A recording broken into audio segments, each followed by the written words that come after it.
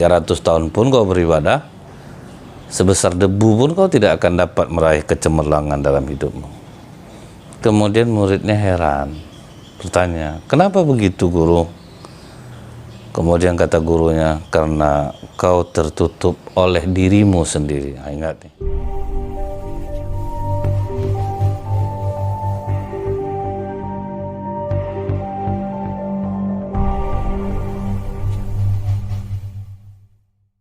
Bismillahirrahmanirrahim. Bismillahirrahmanirrahim. Assalamualaikum warahmatullahi wabarakatuh. Innal hamdalillah nahmaduhu wa nasta'inu wa nastaghfiruh wa na'udzu billahi min syururi anfusina wa min sayyiati a'malina may yahdihillahu fala mudhillalah wa may yudlil fala hadiyalah. Asyhadu an la ilaha illallah wahdahu la syarikalah wa asyhadu anna Muhammadan abduhu wa rasuluh. Allahumma salli wa sallim wa barik ala hadzal nabiyil karim wa ala alihi wa sahbihi ajmain. Kaum muslimin muslimat di mana saja berada, yang semoga kita semua senantiasa dirahmati oleh Allah. Bersyukur kita kepada Allah dengan mengucapkan alhamdulillahirabbil alamin dengan segala apa yang dikaruniakan Allah kepada kita, baik itu sakit ataupun sehat, senang ataupun susah. Selama kita berprasangka baik kepada Allah, kita bersyukur kepada Allah, yakinlah takdir buruk yang menimpa kita akan berubah menjadi baik insyaallah. Berselawat kita kepada Rasulullah sallallahu alaihi wasallam dengan ucapan Allahumma sholli ala sayyidina Muhammad wa ala alihi washabihi wasallim. Semoga dengan banyak bersolawat kita mendapatkan syafaat di yaumil akhir kelak. Kalau kita ingat sejarah, iblis ini salah seorang yang sangat dekat kepada Allah. Kalau kita boleh bilang orang, seseorang lah yang sangat dekat kepada Allah. Dulu namanya Azazil. Sampai-sampai apapun permohonan malaikat kepada Allah itu lewat Azazil ini dulu. Yang ikut memerangi orang sebelum manusia di muka bumi ini juga Azazil ikut. Tetapi apa yang menyebab dia menjadi iblis laknatullah alaih?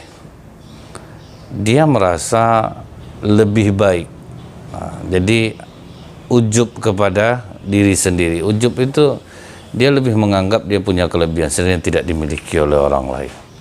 Dengan itu dia menjadi takabur, dia menjadi sombong. Nah, bibit sombong itu dari sifat ujub inilah. Merasa lebih baik ibadahnya, merasa lebih baik ketampanannya, merasa lebih baik sikapnya. Ini sifat iblis yang pertama yang menyebabkan dia menjadi sombong sampai dia mengatakan ana khairu minhu, aku lebih baik daripadanya. Jadi waktu diperintahkan sujud kepada Nabi Adam, iblis kan nggak terima. Nah, iblis mengatakan ana khairu minhu, aku lebih baik darinya. Sampai sekarang pun kalimat ini sering kita dengar dari mulut manusia gitu.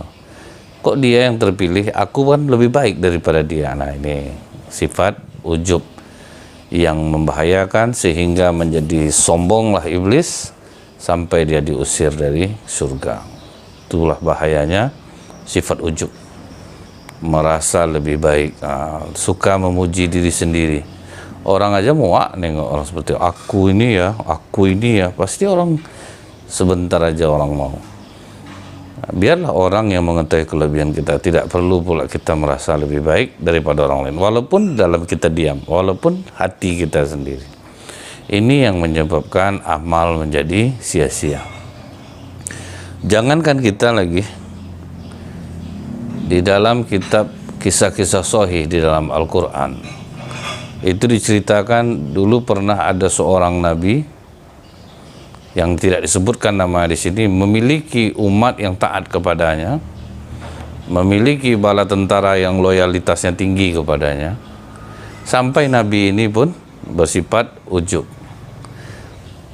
Kalau macam ini tidak akan ada yang bisa mengalahkan kita. Bangkit takaburnya, sombongnya gitu. Walaupun seorang nabi. Tetapi Allah menegur dengan cara memberikan 3 pilihan. Nah, kalau mau bertobat dikasih 3 pilihan. Yang pertama pilihannya, kau mati kelaparan dan umatmu untuk menebus sifat ujub itu, atau kau dikuasai musuh, atau yang ketiga kematian. Jadi ini tebusan dosa ujub itu. Pilihlah di antara tiga ini. Kau mau mati kelaparan seluruh umatmu, atau kau pilih umatmu dikuasai oleh musuh, atau kau pilih kematian seluruh umatmu. Maka Nabi ini bertanya kepada umatnya. Umatnya serempak mengatakan, kami serahkan kepada kau Nabi. Dan nurut memang masyarakatnya ini. Maka si Nabi ini sholat 2 rakaat seperti yang disyariatkan waktu itu. Setelah itu bulatlah tekadnya mengatakan, ya Allah, aku lebih memilih kematian untuk diriku dan umatku. Jadi waktu perang terakhir dia menang, setelah itu serentak mati umatnya semuanya. Ini tebusan sifat ujub. Karena kalau misalnya kelaparan yang dipilihnya, lebih hina lagi nanti matinya. Udah kelaparan, ditambah lagi diserang musuh, kalah lagi kan. Lebih banyak lagi kenanya. Kemudian kalau dia pilih dikuasai musuh, belum tentu juga hidup lagi. Malah kalaupun hidup pasti hina karena dalam kuasa musuh. Maka dia pilihlah kematian. Nah, karena kalau kematian ini sesuatu yang pasti, tidak pun sekarang, besok, lusa akan mati. Cuma pelajarannya di sini adalah ternyata ujub ini bisa menyerang siapa saja. Baik di kalangan orang biasa sampai di kalangan ulama. Nah, ini yang harus kita waspadai nih. Jangan sampai ini masuk ke dalam diri kita. Kalau ingat kita lagi sampai Rasulullah berdoa kepada Allah, ya Allah, denganmu aku berusaha, denganmu aku melawan, dan denganmu aku berperang. Agar jangan sampai ada ujub di dalam diri Rasulullah. Kayak Rasulullah berdoa dengan doa seperti ini. Karenamu ya Allah. Jadi semua gerakan kita ini semua karena izin Allah, bukan karena kehebatan diri kita sendiri. Setelah itu kita lihat bagaimana di dalam Al-Quran surah Ali Imran ayat 165, apakah ketika kalian ditimpa musibah di perang Uhud, sementara kalian telah mendapatkan kemenangan 2 kali lipat di perang Badar, kalian pun berkata, bagaimana kami bisa kalah? Katakanlah, kekalahan itu berasal dari diri kalian sendiri. Nah, tuh Allah ingatkan, kenapa kalian kalah di Uhud? Di Badar aja kalian sedikit, tapi 2 kali lipat lebih besar menangnya. Ini di Uhud tidak begitu jauh jarak pasukan dengan lawan. Tapi mengapa sampai umat Islam kalah? Kata Allah, salahkan diri kalian sendiri. Apa sebabnya? Pasukan memanah sudah dipesankan oleh Rasulullah, apapun yang terjadi di bawah kalian jangan turun. Nah, melihat orang kafir sudah kocar-kacir lari, umat Islam merasa menang waktu itu. Harta-harta ditinggalin oleh orang kafir di tengah-tengah. Maka pasukan memanah melihat harta di bawah itu, waduh, kalau kita lambat terus nggak kebagian nih kan kita udah menang. Mereka turun, ditinggalin posnya. Disitulah kembali dikepung oleh orang kafir.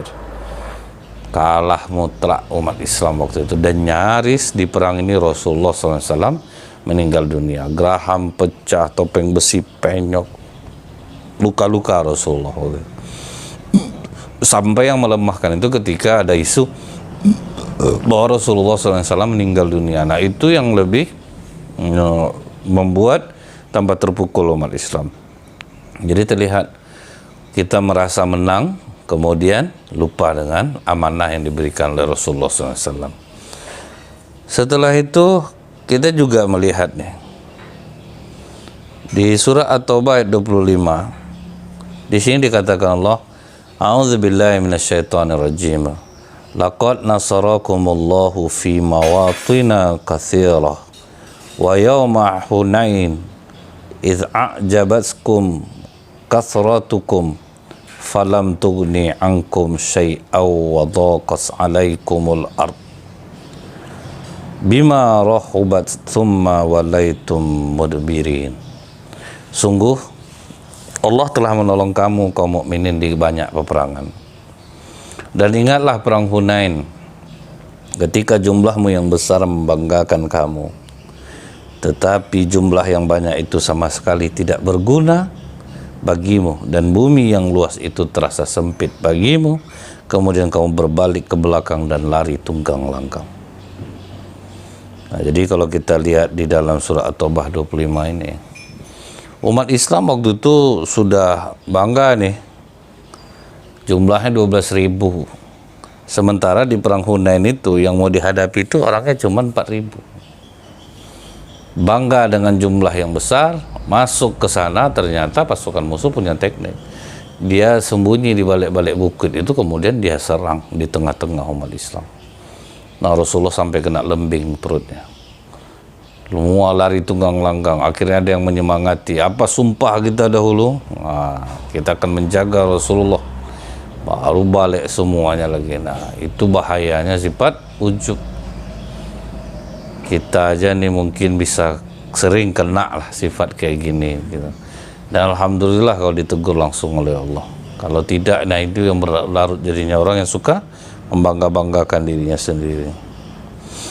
Jadi di dalam surah At-Taubah 26, apa kata Allah? Allah menurunkan ketenangan kepada Rasulnya dan kepada orang-orang yang beriman. Dan Allah menurunkan bala tentara para mereka yang tidak terlihat olehmu, dan dia menimpakan azab kepada orang kafir, itulah balasan orang kafir. Akhirnya diberikan ketenangan oleh Allah hati Rasulullah di perang Hunain, dibantu Allah dengan mengirimkan malaikat untuk menguatkan pasukan Islam.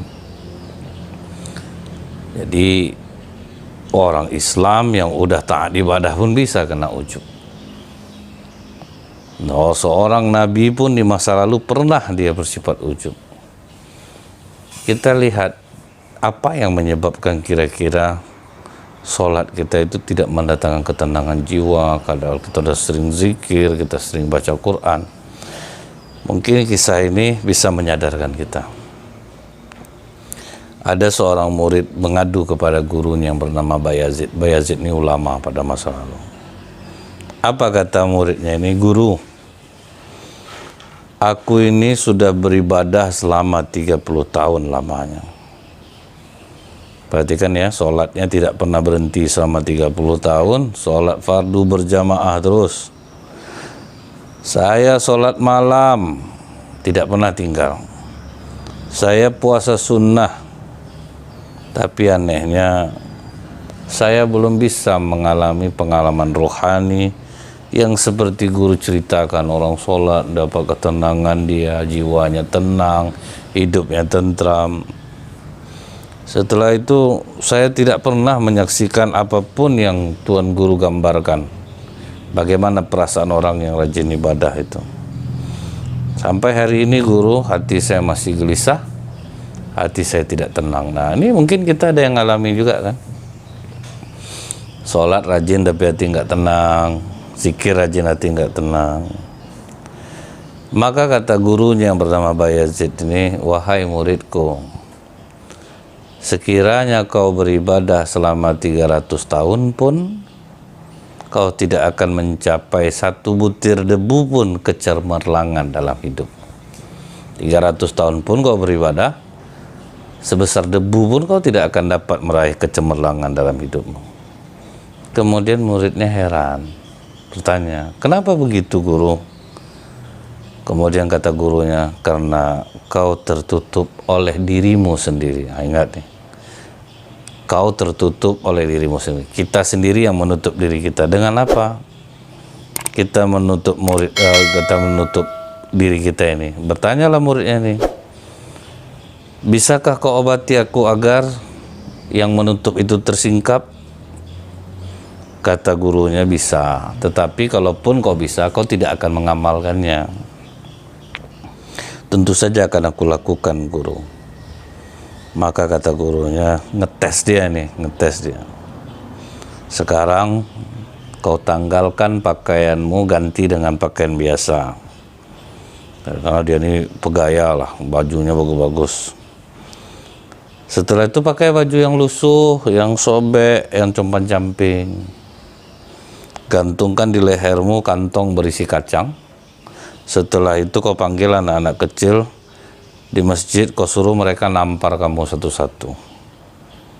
Nah, jadi siapa yang nampar kasih kacang, siapa yang nampar kasih kacang. Itu tes gurunya kepada muridnya.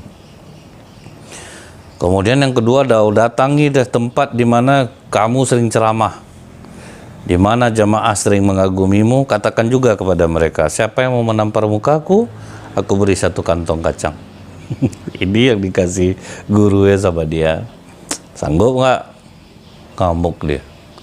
Subhanallah, Masya Allah, la ilaha illallah, kata muridnya itu. Terkejut dia. Kemudian kata Bayazid, jika kalimat-kalimat suci itu diucapkan kalau sempatlah tadi yang ngomong seperti itu guru, suruh nampar anak-anak kecil, suruh kantong. Kalau orang kafir yang ngomong seperti itu, mungkin tidak begitu masalah rasanya guru. Tapi guru orang soleh, masa dari mulut guru keluar kalimat seperti itu? Aku suruh pakai baju buruk, setelah itu pergi ke tempat anak-anak, suruh nampar aku, kasih kacang. Pergilah di mana tempat aku ceramah, orang mengagumi aku. Kemudian aku ceramah di sana, aku tidak ceramah, aku suruh orang tu nampar muka aku, kasih kacang sesuatu. Ini nggak mungkin guru. Tapi mengapa kau ngasih saran seperti itu guru? Maka kata gurunya ini, kau ini kelihatannya sedang memuji Allah, padahal sebenarnya kau sedang memuji dirimu sendiri. Nah, itu yang ujub itu. Ada enggak hal ini dalam hati kita? Itu yang membuat ibadah kita enggak tenang itu. Kita memuji Allah, tapi sebetulnya kita memuji diri kita sendiri. Waduh, bagus penjualan sekarang Pak. Ya Alhamdulillah lah. Sebetulnya dalam hatinya, aku tuh hebat. Aku pelajari betul ini. Enggak pun ditolong Allah berhasil juga ini mulut. Mengucapkan Alhamdulillah. Sebetulnya dia memuji dirinya sendiri. Masya Allah Pak, kuat Bapak puasa ya Pak ya, puasa sunat. Saya sering lihat Bapak posting tuh. Alhamdulillah, Allah yang ngasih kekuatan. Padahal Allah tahu, sebetulnya dia nganggap aku tuh beda sama kau. Kalau aku ini keinginan aku kuat untuk beribadah. Nah itu yang menyebabkan banyak orang rajin ibadah tuh nggak tenang jiwanya. Mulutnya memuji Allah, sebetulnya hatinya memuji dirinya sendiri. Kemudian kata gurunya, ketika kau mengatakan Allah Maha Suci, seakan-akan kau mensucikan Allah, padahal kau menonjolkan kesucian dirimu sendiri. Nah ini terasa juga nih bagi kami para mubalik, itu terasa tuh.